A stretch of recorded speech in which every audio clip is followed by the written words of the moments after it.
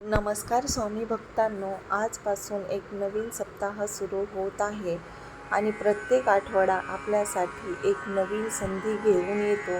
पण तुम्हाला माहिती आहे का, या सप्ताहात तुम्ही केलेली काही छोटी छोटी कामं तुमचं पूर्ण आयुष्य बदलू शकतात. हो, अगदी खरं आहे.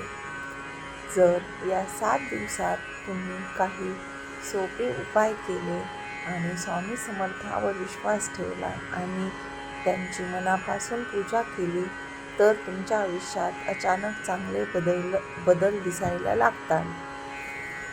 कधी अचानक पैसे मिळतात, कधी अडकलेली कामे पूर्ण होतात, कधी मन शांत होते. पण अट एकच आहे, हे उपाय मनापासून आणि विश्वासाने करावे लागतात. म्हणूनच आज मी तुम्हाला या पूर्ण सप्ताहासाठी असे काही उपाय सांगणार आहे, जे खूप लोकांनी करून पाहिले आहेत आणि त्यांना खूप चांगल्या प्रकारे अनुभव आलेला आहे. आज मी तुम्हाला जी गोष्ट सांगणार आहे, ती ऐकल्यावर कदाचित तुम्हाला विश्वास बसणार नाही, पण ही गोष्ट खरी आहे आणि कदाचित हीच गोष्ट तुमच्यासाठी योग्य आहे आणि या गोष्टीमुळेच तुमच्या आयुष्यात बदल घडू शकतो. मग हा व्हिडिओ शेवटपर्यंत नक्की बघा, कारण शेवटी मी तुम्हाला खूप चांगली माहिती सांगणार आहे, जी ऐकून तुमचा त्याच्यावर विश्वासच बसणार आहे, जी तुमचं आयुष्य बदलू शकते. म्हणूनच या सप्ताहामध्ये आपल्याला जेवढं जमेल तेवढी स्वामींची सेवा करा. कारण वर्षभर जरी तुम्ही स्वामींची सेवा नाही केली, तरी पण पुण्यतिथीच्या या सप्ताहाच्या काळामध्ये तुम्ही जर पूजा केली, तर तुम्हाला वर्षभराचं पुण्य मिळतं. म्हणूनच सगळे लोक या सप्ताहामध्ये गुरुचरित्र पारायण करतात, श्री स्वामी चरित्र सारामृत वाचतात आणि नित्यनेमाने 11 माळी जप करतात. केंद्रामध्ये रोज गुरुचरित्र पारायण जाऊन करतात. केंद्रामध्ये गेल्यावर आपल्याला सगळ्या गोष्टी करून घेतल्या जातात. म्हणून सगळे काही लोक आवर्जून केंद्रामध्ये जातात, कारण घरी सगळ्या गोष्टी पॉसिबल नसतात. पण मनापासून केलं तर स्वामींना कुठेही असला तरी प्रियच असतं. कधी कधी आयुष्यात सगळं संपल्यासारखं वाटतं, पण खरं म्हणजे तिथूनच तुमच्या आयुष्याची नवीन सुरुवात होते. म्हणून तुम्हाला मी अशी एक गोष्ट सांगते की ज्यामुळे तुमच्या आयुष्यातील सगळे नकारात्मक विचार दूर होतील आणि पॉझिटिव्ह विचार चालू होतील. ही गोष्ट आहे राहुलची. राहुल एक साधा मुलगा होता. त्याची स्वप्न खूप मोठी होती, पण परिस्थिती खूप वाईट होती. तो शहरात नोकरीसाठी आला होता, पण 6 महिने झाले तरी त्याला जॉब मिळाला नव्हता. रूम भाडं भरायला पैसे नव्हते. मित्रांनीही मदत करणं बंद केलं होतं. घरी फोन केला की आई विचारायची, बाळा सगळं ठीक आहे ना? आणि राहुल फक्त एकच उत्तर द्यायचा, हो आई, सगळं ठीक आहे. नेहमी एक गोष्ट लक्षात ठेवा, जेव्हा तुम्ही दुःखात, अडचणीत असतात आणि तुमच्यासाठी कोणतेही दरवाजे उघडे नसतात, तेव्हा फक्त एकच दरवाजा असतो, तो म्हणजे हो आई, सगळं ठीक आहे. पण खरं म्हणजे काहीच ठीक चाललं नव्हतं. एक दिवस तर अशी वेळ आली की राहुलकडे खायला सुद्धा पैसे उरले नव्हते. तो दिवसभर त्याने त्या दिवशी काहीच खाल्ले नव्हते आणि रात्री तो रस्त्यावर एकटाच बसला होता.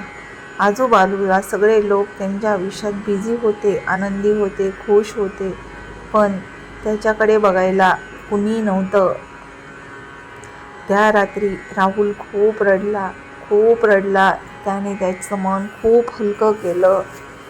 एवढा रडला की त्या दिवशीचा रडण्याचा तो त्याचा शेवटचा दिवस असेल असं रडला. दुसऱ्या दिवशी सकाळी तो एका मंदिराजवळ गेला. तो तिथे शांत बसला होता. तेवढ्यात एक वृद्ध माणूस त्याच्याजवळ आला. पांढरे कपडे, शांत चेहरा, डोळ्यात एक वेगळी चमक होती. त्यांनी राहुलकडे बघितलं आणि म्हणाले, "बाळा, काळजी करू नकोस, सगळं ठीक होईल." राहुल आश्चर्यचकित झाला, कारण त्याने काहीच सांगितलं नव्हतं. तो फक्त आणि फक्त त्याच्याकडे पाहत होता. त्याच्या मनात अनेक प्रकारचे प्रश्न चालले होते. सगळं काही कसं होईल, कसं मॅनेज होईल, घराकडे कसं लक्ष देऊ. पण त्या वृद्ध माणसाने त्याला सांगितलं, "दररोज फक्त 5 मिनिटं डोळे बंद करून स्वामी समर्थांचं नाव घे. बाकी सगळं त्यांच्यावर सोड." राहुलने विचारले, "याने खरंच काही होईल का?" ते फक्त हसले आणि तेथून निघून गेले. मग राहुल उठला आणि त्याच्या घरी गेला. त्यानंतर तो रोज सकाळी शांतपणे बसायचा आणि श्री स्वामी समर्थ, श्री स्वामी समर्थ, श्री स्वामी समर्थ असा जप रोज करायचा. त्या दिवसापासून राहुलने एकच नियम सुरू केला. सकाळी उठून आंघोळ करून फक्त सर्वात आधी स्वामी समर्थांचे नामस्मरण करणे. पहिल्या दिवशी काहीच वाटलं नाही, दुसऱ्या दिवशीही नाही, पण तो थांबला नाही. 5 दिवस, 6 दिवस, 7 दिवस हळूहळू त्याला जाणवलं की त्याचे मन शांत होत आहे. त्याच्या मनातील विचार एकदम थांबत आहेत. तो तेव्हापासून अस्वस्थ राहत नव्हता. त्याला आतून एक पॉझिटिव्हिटी होती की हां, सगळं चांगलं होईल. आणि तेव्हापासून त्याने स्वामी समर्थांचं कधीही नामस्मरण चुकू दिलं नाही. एक दिवस सकाळी तो चहा पीत बसला होता. तेवढ्यात त्याचा फोन वाजला. अननोन नंबर होता. त्याने उचलला.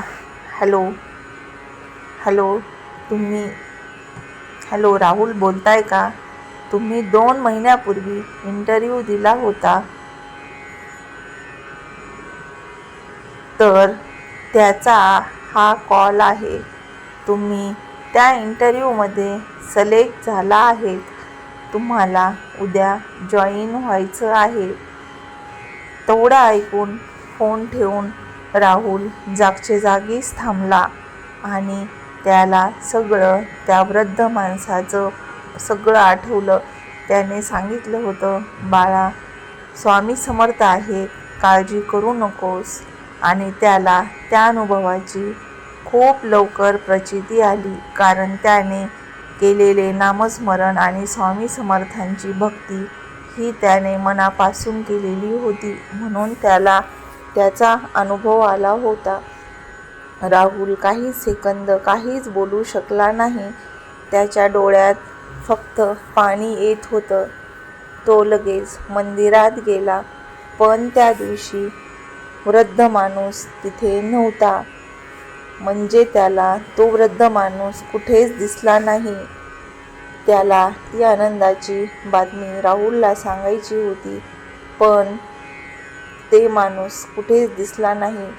मग तेव्हा त्याला समजलं की कदाचित ते साधे माणूस नव्हते, ते म्हणजे स्वामी समर्थच आपल्याला दर्शन द्यायला आले होते.